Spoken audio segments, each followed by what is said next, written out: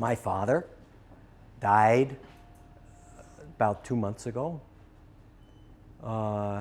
after he had I'll tell you another time about his death. There was an incredible experience with his dying process.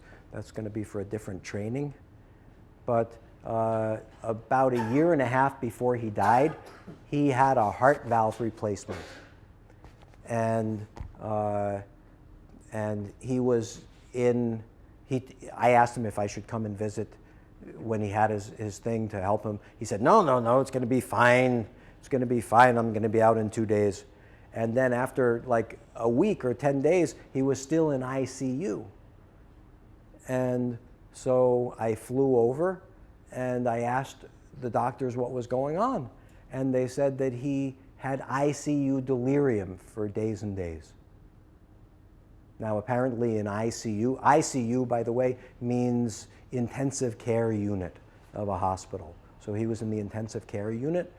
And apparently when you're in the intensive care unit, you get something called ICU delirium. It's basically like being in Guantanamo Bay, right? You're in one room, you can't move, the light never changes, you're looking at the same thing again and again, and after a while you start hallucinating, right? That's a common thing, apparently, ICU delirium.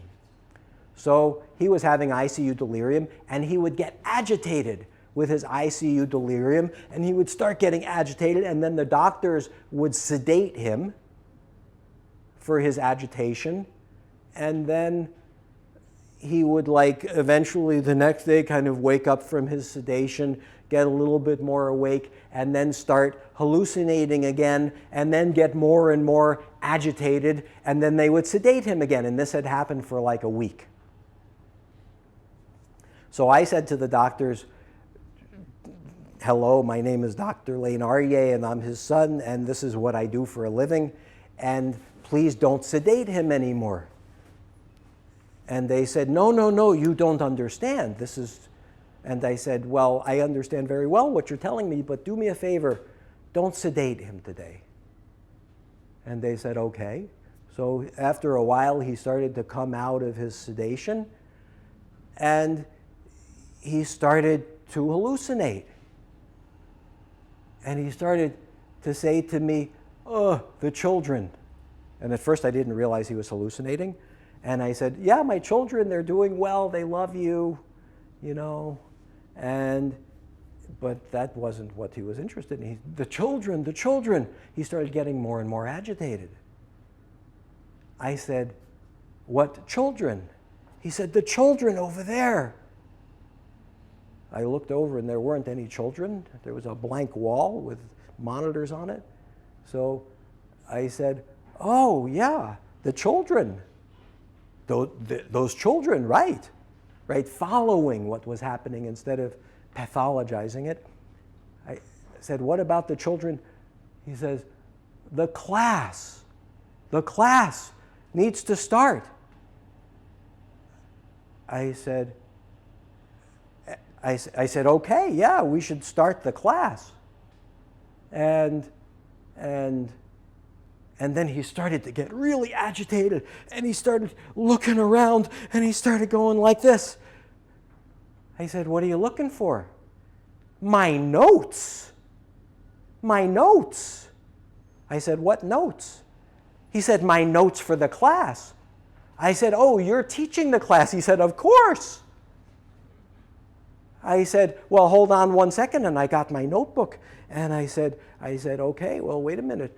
Yeah, how about you tell me what it is, and I'll write down your notes for you. And he started to relax. He said, okay. I said, okay, tell me what the class is about. He said, the functions of the body. Of course, he's not talking like this. He's talking like...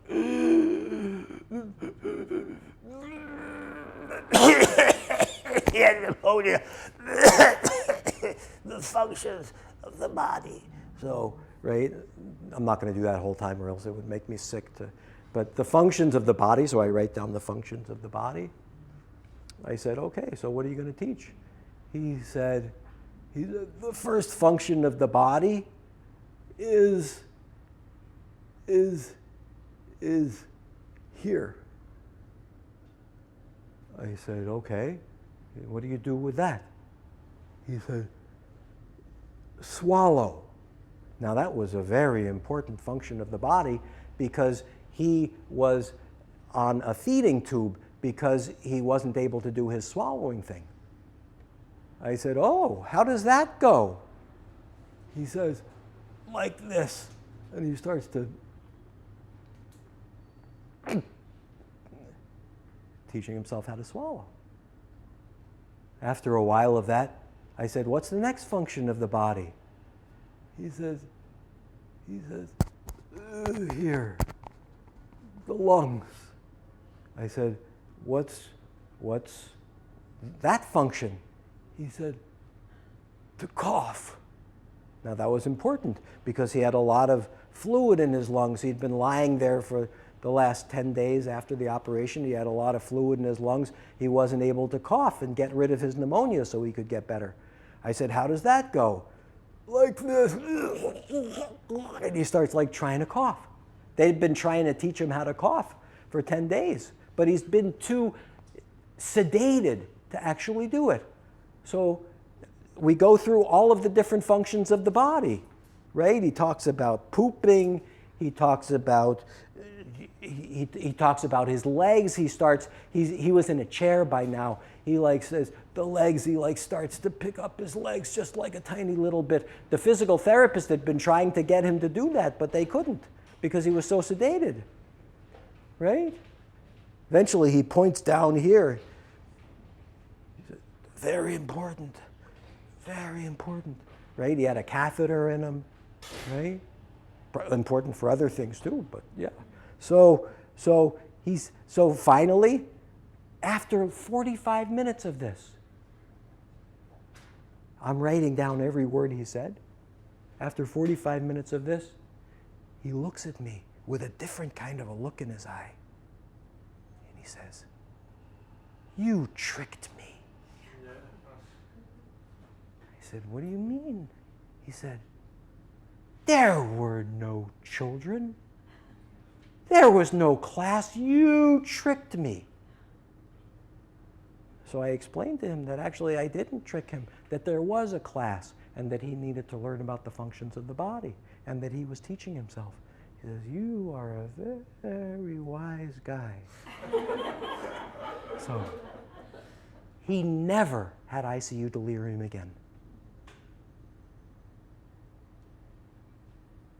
So what's pathology and what's a process that's trying to happen?